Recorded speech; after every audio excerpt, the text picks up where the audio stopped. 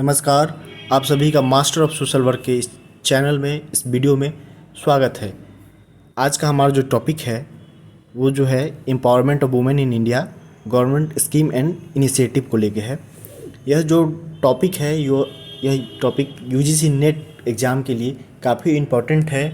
और हमारा जो सेकंड पेपर है सोशल वर्क का, उसमें जो आपका यूनिट 10 है, 7 है, उसमें सोशल पॉलिसी और बाकी प्लानिंग वगैरह से लेके एक से 4 क्वेश्चन इस एग्ज़ाम में आते हैं, इसकी संभावना रहती है।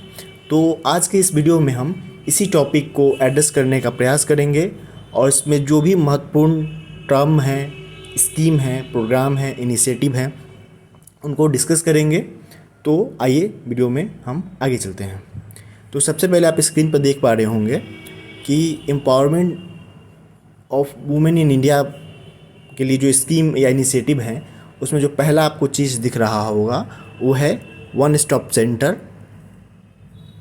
तो जो अभी क्या किया गया है भारत सरकार के द्वारा, ministry of women and child development के द्वारा, कि उसने अपने पूरे प्रोग्राम को 3 हिस्सों में बांट दिया है। पूरे प्रोग्राम को 3 हिस्सों में बांट दिया है। पहला जो है पोषण 2.0, दूसरा है मिशन शक्ति और तीसरा है मिशन वात्सल्य। तो इसी के आसपास सारे प्रोग्राम चल रहे हैं। अब पोषण जो है, पोषण में जो आंगनबाड़ी केंद्र चल रहे हैं, ठीक है, उनको जो है सक्षम आंगनबाड़ी करके उनको डेवलप करने का प्रयास किया जा रहा है, नंदघर के रूप में डेवलप करने का प्रयास किया जा रहा है, उनको बेहतर बनाने का प्रयास किया जा रहा है। दूसरा आपका जो है वो है मिशन शक्ति। अब मिशन शक्ति में क्या है कि इसमें 2 कैटेगरी है, एक संबल और दूसरा समर्थ है। संबल में क्या है कि one stop centre, women helpline, Beti Bachao Beti Padhao, नारी अदालत, इस प्रकार के जो प्रोग्राम है उसमें इसको कवर किया जा रहा है। दूसरा है समर्थ। समर्थ में क्या है, उज्ज्वला, स्वधार गृह, वर्किंग वुमेन हॉस्टल, प्रधानमंत्री मातृ वंदना योजना और जो कैच स्कीम है उसको जो है एड्रेस करने का प्रयास किया जा रहा है। तीसरा जो है मिशन वात्सल्य। मिशन वात्सल्य जो है बच्चों को लेकर है और उनको जो है उनके प्रोटेक्शन और वेलफेयर के लिए इसमें प्रयास किया जा रहा है। इसमें क्या है, मेनली जो है बच्चों के लिए जो भी प्रोटेक्शन और वेलफेयर के जो सर्विसेज है उसको एड्रेस किया जा रहा है और चाइल्ड हेल्पलाइन को एड्रेस करने का प्रयास किया जा रहा है। तो सबसे पहले हम अब आते हैं, शुरू से शुरू करते हैं, अलग अलग योजनाओं के बारे में जानने का प्रयास करते हैं। तो आप स्क्रीन पर देख पा रहे होंगे कि जो वन स्टॉप सेंटर है, तो प्रत्येक ज़िले में, प्रत्येक राज्य के प्रत्येक ज़िले में एक जो है वन स्टॉप सेंटर को इस्टेब्लिश किया गया है गवर्नमेंट ऑफ इंडिया के द्वारा with the help of state government. तो इसमें क्या किया जाता है कि जो डिस्ट्रिक्ट हेडक्वार्टर है वहाँ पे जैसे बाकी विभागों के कार्यालय होते हैं, उसी प्रकार से एक वन स्टॉप सेंटर जो है इस्टेब्लिश किया गया है। और इसमें जो है एक जो है लेडी सुपरिटेंडेंट होती हैं और बाकी सपोर्टिंग स्टाफ होते हैं। और ये जो है वहाँ का कंसर्न जो महिला विकास विभाग होता है, उसी के अंतर्गत इस केंद्र का संचालन किया जाता है। और इसमें प्रयास किया जाता है कि जो भी महिलाएं हैं उनको 24/7 सर्विस प्रोवाइड किया जाए, ठीक है। अब वन स्टॉप सेंटर में क्या हो सकता है कि वन स्टॉप से समझ रहे होंगे कि सारी प्रकार की समस्याओं का एक जगह, एक छत के नीचे समाधान करना। तो इसमें क्या होता है कि जैसे मान लीजिए कि जो हमारा समाज है, तो समाज जो हमारा क्या है, पितृ सत्रात्मक है, ठीक है, इसमें पुरुष प्रधान है। तो इसमें क्या किया जाता है कि अगर उस महिला को, चाहे वो फैमिली में उसको किसी प्रकार का दिक्कत हो, उसके कम्युनिटी में किसी प्रकार का दिक्कत हो, उसके वर्क प्लेस पे किसी प्रकार का दिक्कत हो, इवन कोई भी पब्लिक प्राइवेट किसी भी स्पेस पे कोई दिक्कत हो रहा है, तो उसके समाधान के लिए वह जो महिला है, लेडी है, वो वन स्टॉप सेंटर पे जाएगी और वहाँ पे उसे समुचित जो भी दिक्कत होगा उसकी समस्या का समाधान किया जाएगा। चाहे वो जो महिला है वो physical, sexual, emotional, psychological, economical किसी भी प्रकार का एब्यूज़ झेल रही हो, उसका कारण जो है age, class, caste, educational, marriage, कुछ भी किसी भी प्रकार से उसको किसी भी प्रकार का दिक्कत दिया जा रहा है, तो महिला वन स्टॉप सेंटर पे जाएगी। उसको वहाँ पे किसी भी प्रकार का दस्तावेज नहीं चाहिए, बस एक वैलिड आईडी प्रूफ चाहिए। वहाँ पे जाके वो खुद कंप्लेंट रजिस्टर कर सकती है, अपने किसी प्रतिनिधि के द्वारा रजिस्टर करा सकती है, या जो सोसाइटी एनजीओ वगैरह हैं उसके माध्यम से अपनी बात रख सकती है। और वहाँ पे उसे मेडिकल, पुलिस, और काउंसलिंग, इस प्रकार का जितना भी प्रकार का सपोर्ट हो सकता है उसे देने का प्रयास किया जाता है। इसीलिए इसका नाम वन स्टॉप सेंटर है कि मतलब किसी भी प्रकार का पुलिस से रिलेटेड हो, मेडिकल से संबंधित हो, लीगल एड चाहिए, काउंसलिंग चाहिए, साइको सोशल काउंसलिंग चाहिए, किसी भी प्रकार का फैसिलिटेशन चाहिए तो वहाँ पे उसको मिलेगा। अगर लगेगा कि नहीं इसको अभी रिस्क है तो उनको जो है स्वाधार गृह है वहाँ रखा जा सकता है। या बाकी जो है ओल्ड एज में मान लीजिए कोई महिला आ रही है कि 70 साल की हैं, 80 साल की हैं, उनको उनके लड़के ने, उनके परिवार ने उनको घर से निकाल दिया है तो उनको ओल्ड एज होम्स है वहाँ भेजा जा सकता है। अंडर एज कोई बच्चा या लड़की आ गई, ठीक है, तो उसी प्रकार से ट्रीटमेंट किया जाएगा, वहाँ पे शिफ्ट किया जाएगा। ठीक है, तो आप समझ गए होंगे वन स्टॉप सेंटर का क्या मतलब होता है कि किसी भी प्रकार का कोई एक महिला आ रही है, उसको किसी भी प्रकार का दिक्कत हो रहा है, प्रताड़ना, जैसे दहेज का केस आप सभी जानते हैं कि काफ़ी था, घर से निकाल दिया जाता था, या ऐसा केस आता है कि जैसे कोई किसी महिला को लड़का नहीं हो रहा इसलिए उसको घर से निकाल दिया गया, टॉर्चर किया जा रहा था। ठीक है, डायन प्रथा है, तो उस स्थिति में अगर डिबार कर दिया गया तो कहाँ जाएगी, तो उसी के लिए जो है उसी सारी समस्याओं को एड्रेस करने के लिए वन स्टॉप सेंटर को जो है एस्टेब्लिश किया गया है। अब इसी में जो है एक आगे आता है कि 2 योजना है। ठीक है, एक है स्वाधार गृह योजना और दूसरा है उज्ज्वला स्कीम। तो इसमें क्या है कि इस दोनों स्कीम को 2021-22 में मर्ज कर दिया गया और इसका नाम दिया गया शक्ति सदन, मिशन शक्ति के अंदर। अब इसमें क्या है कि शक्ति सदन में मतलब 2 अलग अलग चीज़ें हैं लेकिन काफ़ी मिलती जुलती हैं, तो इसीलिए आप इसको ध्यान से देखिएगा, है ना। तो ये क्या है कि दोनों गवर्नमेंट ऑफ इंडिया के द्वारा मतलब सेंट्रली स्पॉन्सर्ड स्कीम है। ठीक है, इसमें है कि जो भी महिला है मान लीजिए किसी डिफ़िकल्ट सिचुएशन में, सर्कमस्टांसेस में आती है, ठीक है, तो उसके लिए एक सपोर्ट मैकेनिज़्म होना चाहिए। ठीक है, उसको जो है उसके पुनर्वास के लिए, उसकी गरिमा को, डिग्निटी को बनाए रखने के लिए एक कहीं ना कहीं हमारे पास कुछ व्यवस्था होना चाहिए। तो उसी व्यवस्था का नाम है सुधार गृह, ठीक है, और उज्ज्वला स्कीम। इसमें थोड़ा बहुत जो है हल्का सा मतलब चेंजेस है। तो अब इसमें क्या होता है कि मान लीजिए कि कोई भी महिला, सुधार गृह में कौन महिला आ सकती है, कोई भी महिला जिसे किसी प्रकार का डोमेस्टिक वायलेंस का शिकार है, मान लीजिए कि ओल्ड एज में चल रही है, ठीक है, गर्ल्स हैं, जो बच्चियां हैं 18 से नीचे की हैं, ठीक है, या फिर माँ है उसका बच्चा भी एक छोटा है, भले वो लड़का हो वो भी यहाँ रह सकता है, ठीक है, या फिर जैसे जेल में मान लीजिए कोई महिला थी, अचानक उसका रिहाई हो गया, बेल मिल गया, लेकिन उसके घर में अब कोई नहीं है, वो घर भी नहीं जा सकती है, तो उस स्थिति में वो कहाँ जाएगी, तो उसके लिए जो है सुधार गृह बनाया गया है। घरेलू हिंसा पहले ही बता सकते हैं, अगर कोई जैसे ट्रैफिकिंग वगैरह बहुत होता है, सेक्सुअल एब्यूज़ का भी केस, उस केस में भी यहाँ पे जा सकती है। तो सुधार गृह में क्या होता है कि कोई भी महिला अगर डोमेस्टिक वायलेंस का उससे मतलब कि अफेक्टेड बाई जो है women affected by domestic violence कोई भी मतलब वो 1 साल तक वहाँ रह सकती है। ठीक है, अगर मान लीजिए किसी महिला को डोमेस्टिक वायलेंस, घरेलू हिंसा का मतलब शिकार है वो, तो 1 साल तक वो रह सकती है। अगर कोई ओल्ड एज की महिला है, ठीक है, तो अगर मान लीजिए कोई महिला मान लीजिए 55 साल में आती है तो वो 5 साल तक रह सकती है। जैसे वो 60 साल की होगी उसको वहाँ से ओल्ड एज होम में शिफ्ट कर दिया जाएगा। इसी प्रकार से कोई लड़की जो है नाबालिग लड़की है, ठीक है, तो नाबालिग लड़की है, एडोलसेंस है, टीनेजर है, तो उसको जो है वहाँ पे वो रह सकती है 18 साल तक, ठीक है ना। उसको मतलब सपोर्ट सिस्टम वहाँ पर दिया जाएगा। और कोई बच्चा जो है, ठीक है, बच्चा जो है 12 साल तक का ही बच्चा रह सकता है, पहले 8 साल था, बढ़ा के 12 साल कर दिया गया है, यानी लड़का होगा तो उसके बाद कहाँ वहाँ से भेज दिया जाएगा, जो अनाथ आश्रम वगैरह होता है गवर्नमेंट स्पॉन्सर्ड, तो वहाँ पे उसको शिफ्ट कर दिया जाएगा, ठीक है, जब तक कि वो 18 साल का नहीं हो जाता है, और तब तक उसको वहाँ पे ही रखा जाएगा, ठीक है ना। अब इसमें क्या है, इस सुधार गृह जो है उसमें जो है सारे जो भी लोग रह रहे हैं उनको जो है लीगल सर्विसेज प्रोवाइड किया जाता है, ठीक है, जैसे घरेलू हिंसा का मान लीजिए है मामला है, सेक्सुअल एब्यूज़ का कुछ केस है, तो इसलिए उनको लीगल सर्विस, वोकेशनल ट्रेनिंग दिया जा सकता है ताकि उनका पुनर्वास किया जा सके, ठीक है, उनको मेडिकल फैसिलिटी दिया जाता है, ठीक है, ओल्ड एज में मान लीजिए कि बीमार हैं, प्रेग्नेंट हैं, इस प्रकार का, और साथ साथ उनको काउंसलिंग भी दिया जाता है, ठीक है। तो ये इसमें, और जो उज्ज्वला स्कीम है इसमें क्या होता था कि मेनली जो है ट्रैफिकिंग का जो केस होता है, सेक्सुअल एब्यूज़, लड़कियों को बेच देना, ठीक है, उनका अपहरण कर लेना, इस प्रकार का जो है, और एब्यूज़ किया जाता था, तो उनके लिए जो है उनके प्रिवेंशन, रेस्क्यू, रिहेबिलिटेशन के लिए, ठीक है, एक जो है ये पूरा बनाया गया, ठीक है।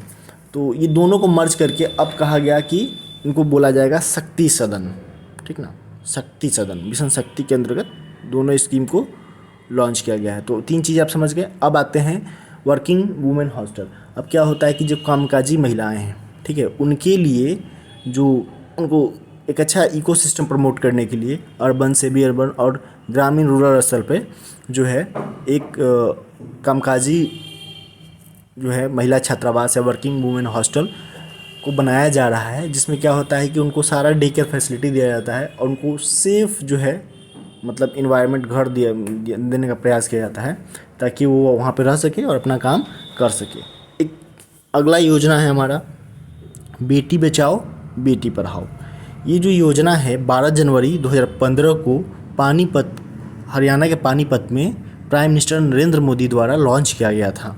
और इस योजना से यूजीसी नेट में सवाल भी आ चुका है, कब लॉन्च किया गया था, कहाँ लॉन्च किया गया था, ठीक है। तो इसीलिए एक बार इसको देख लीजिएगा। तो इस योजना का मेन जो एम था कि जो चाइल्ड सेक्स रेशियो है उसको जो है बेहतर बनाना है, उसको जो है बेहतर बनाना है। इसी को लेके इस योजना को लॉन्च किया गया था। इस योजना को लॉन्च करने में जो है किया तो गया था, ये जो है ministry of child and women empowerment के द्वारा किया गया था, ठीक है, महिला विकास जो मंत्रालय है हमारा, ठीक है, उसके द्वारा किया गया था बाल। लेकिन अभी इसमें 3 मंत्रालय इसके साथ काम कर रहे हैं, स्वास्थ्य मंत्रालय, शिक्षा मंत्रालय, ठीक है, और महिला एवं बाल विकास मंत्रालय, ministry of women and child development. ये 3 मिनिस्ट्री मिलके इस प्रोग्राम को रन कर रहे हैं। इसका मेन ऑब्जेक्टिव क्या है कि देश के सारे ज़िलों में, खासकर 100 ऐसे ज़िले जहाँ सेक्स रेशियो ख़राब है उसको ठीक करने के लिए इस योजना को लॉन्च किया गया था, ठीक है। इसमें बहुत प्रकार के इसके सब इनिशिएटिव थे, ठीक है, कि उसको कैसे प्रमोट किया जाए और जो है सेक्स रेशियो को ठीक किया जाए। इसके लिए अब इसमें एक कॉन्फ्रेंस हुआ था, ठीक है, आगे जो है national conference on skilling in non traditional livelihood for girls, बेटियां बने कौशल।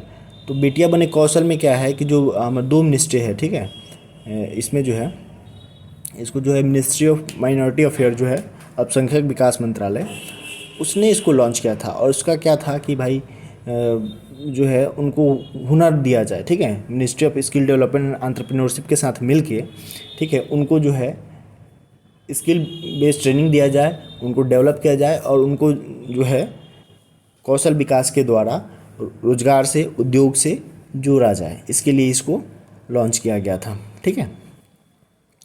अब आता है महिला शक्ति केंद्र।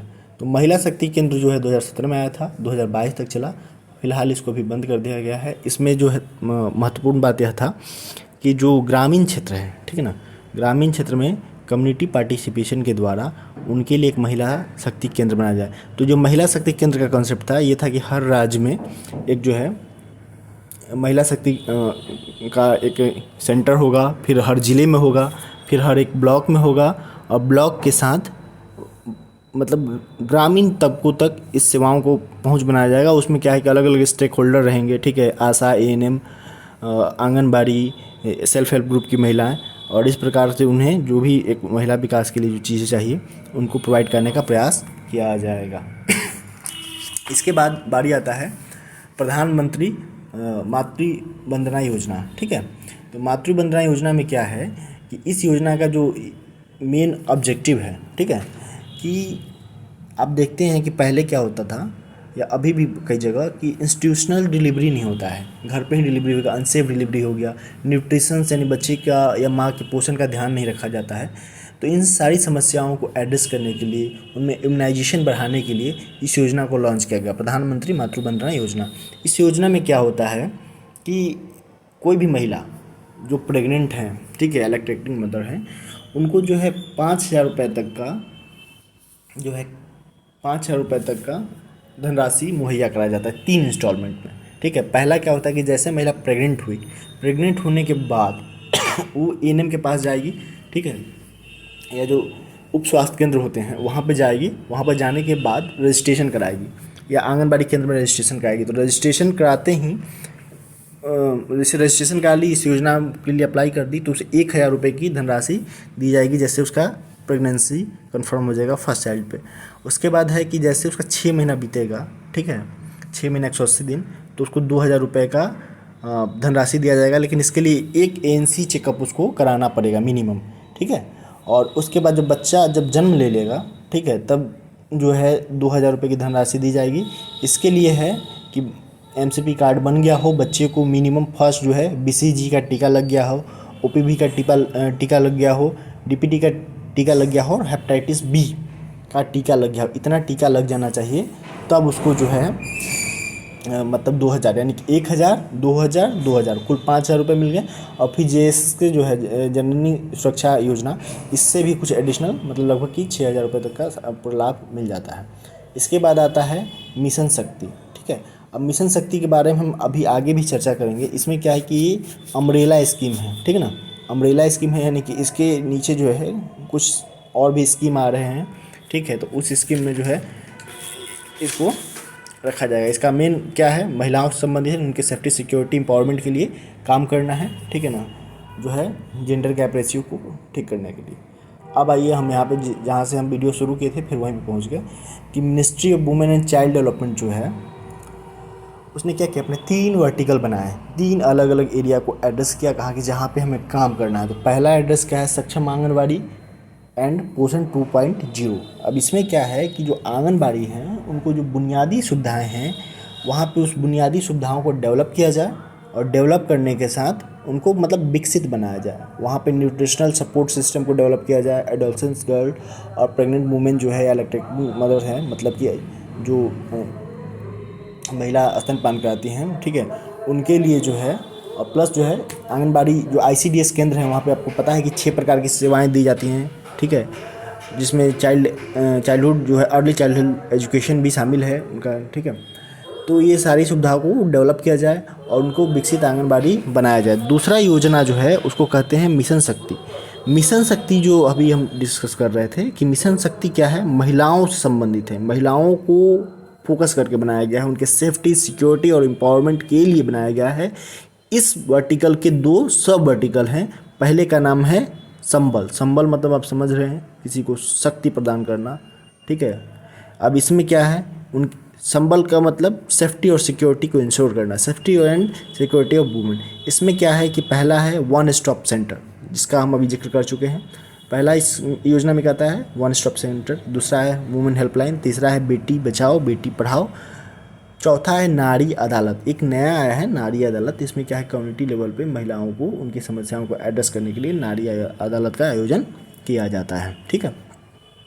इसी मिशन शक्ति का दूसरा सब वर्टिकल है जिसको बोलते हैं समर्थ, ठीक है। समर्थ मतलब सक्षम, एम्पावरमेंट ऑफ वुमेन को ध्यान रख के पूरा डिजाइन किया गया। इसमें क्या है, उज्ज्वला, स्वाधार गृह, वर्किंग वुमेन हॉस्टल, प्रधानमंत्री मातृ वंदना योजना और जो केच स्कीम उसको इसमें रखा गया है। इसके बाद इसका अगला स्कीम है मिशन वात्सल्य। मिशन वात्सल्य जो है आपको नाम से ही पता चल रहा होगा कि बच्चों से संबंधित हैं, ठीक है। तो मिशन वात्सल्य जो है वो protection and welfare of children, ठीक है, इसको ध्यान में रख के डिज़ाइन किया गया है, ठीक है। 15 कमीशन फाइनेंस कमीशन के द्वारा। इसमें क्या होता है कि बच्चे से संबंधित child protection and child welfare से संबंधित, जैसे कि इम्यूनाइजेशन हो गया, ठीक है, बाकी सारी चीज़ें आ गई, ठीक है, उसको ध्यान में रख के जुवेनाइल जस्टिस वगैरह का भी बहुत सारी चीज़ इसमें कवर हो जाता है, तो उसको ध्यान में रख के इसको डिज़ाइन किया गया है। चाइल्ड हेल्पलाइन जो है इसको भी याद कर लीजिएगा, ये भी एग्जाम में पूछ लेता है, 1098, ठीक है, ये भी इसी के अंतर्गत आता है। हेल्पलाइंस भी बहुत इंपॉर्टेंट है एग्जाम के पर्सपेक्टिव से, वो भी ध्यान में रख लीजिएगा। मिशन शक्ति पे इसके बारे में हम चर्चा कर चुके हैं, ठीक है। प्रधानमंत्री मातृ Vandana Yojana direct benefit transfer के माध्यम से दिया जाता है, चर्चा कर चुके हैं। निर्भया फंड क्या था कि जो दिल्ली में निर्भया घटना हुआ था उसके बाद महिलाओं को सुरक्षा के लिए एक निर्भया फंड बनाया गया था, ठीक है, वो है मिशन वात्सल्य, हम चर्चा कर चुके हैं। जुवेनाइल जस्टिस अमेंडमेंट एक्ट आया है, ठीक है, कि जो जुवेनाइल जस्टिस एक्ट था उसमें इस बार अमेंडमेंट किया गया है, ठीक है। और जो है डिस्ट्रिक्ट मजिस्ट्रेट जो हैं उनको जो है चाइल्ड सेफ्टी एम्पावरमेंट उनके इन सारे मुद्दों पे जो है एक नोडल अथॉरिटी बनाया गया है, ठीक है ना। ये काफ़ी इम्पोर्टेंट है। इसके बाद आता है कि एक PM's care fund. PM's care fund क्या है कि जो कोरोना के टाइम में पीएम केयर्स एक ऑर्गेनाइजेशन बनाया गया था गवर्नमेंट ऑफ इंडिया के द्वारा, उनके द्वारा जो है बाद में पेंडेमिक के बाद में जो है PM's care for children launch किया गया। इसका मेन ऑब्जेक्टिव था कि वैसे बच्चे जिनका कोरोना के दौरान के माँ बाप या तो दोनों मर गए, ठीक है, अब वो सिंगल सर्वाइव कर रहे हैं, कोई देखने वाला नहीं है, तो वैसे बच्चों के लिए जो है सरकार के द्वारा इस केयर फंड के माध्यम से कुछ मदद किया जाएगा, ठीक है। अगला हमारा योजना है लॉन्च ऑफ घर, G for go, H for home, R for reunite, ठीक है।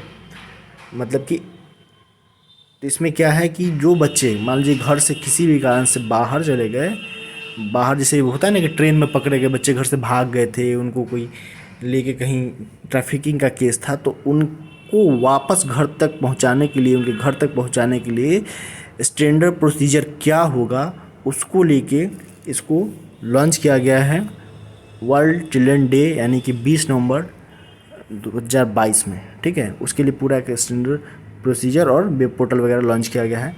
इसके बाद है आज़ादी का Amrit Mahotsav, children idea, right and nutrition.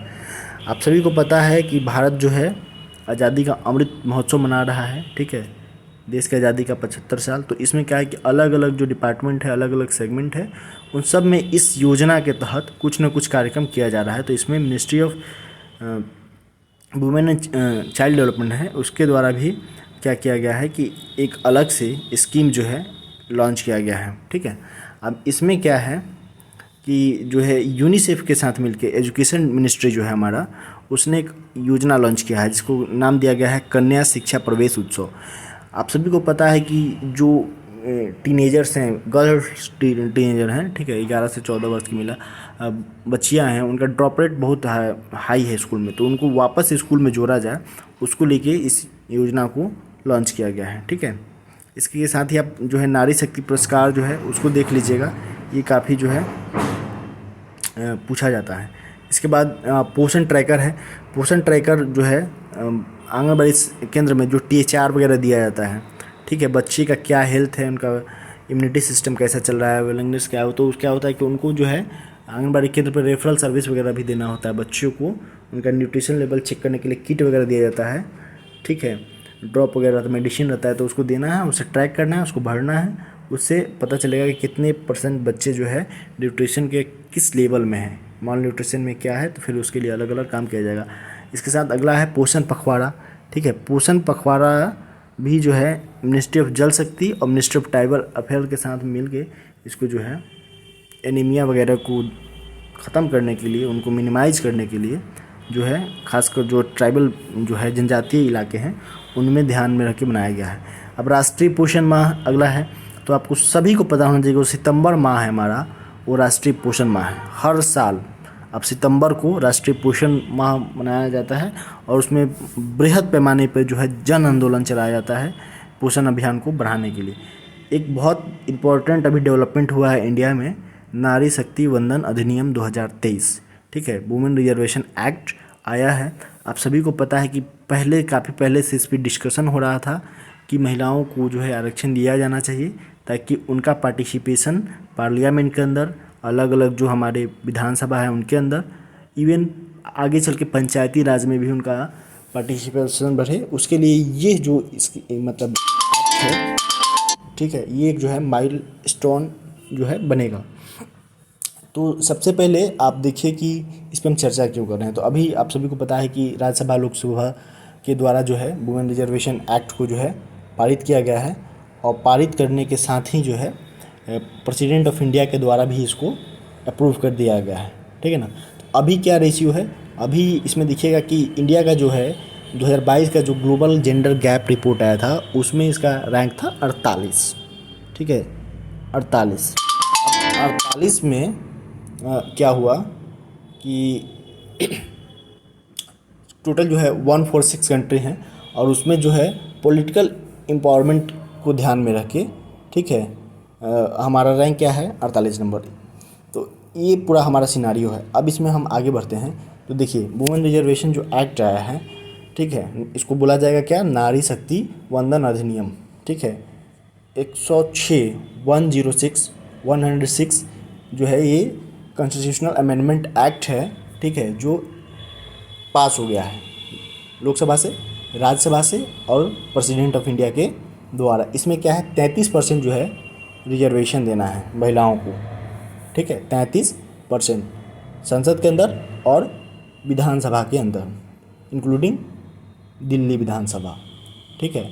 और ये जो है इनिशियली भी 15 साल के लिए इसको दिया गया है, अगर इसको आगे लगेगा तो बढ़ाया जा सकता है, ठीक है ना। इसमें क्या होगा, सीट रोटेशन होगा, हर 5 साल पर रोटेशन होगा, ठीक है।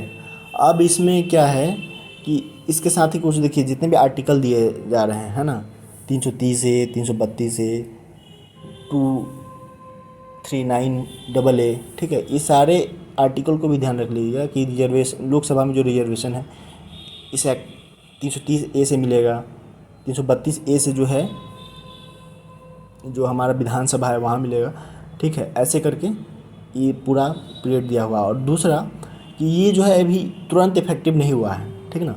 ये जो हमारा नेक्स्ट जो है जनगणना होगा, सेंसस होगा, उसके बाद ये जो है इसको फिर से सीमांकन करने के बाद, परिसीमन करने के बाद इसको लागू किया जाएगा। फ़िलहाल ये जो है एक्ट ये पारित हो गया है, ठीक है।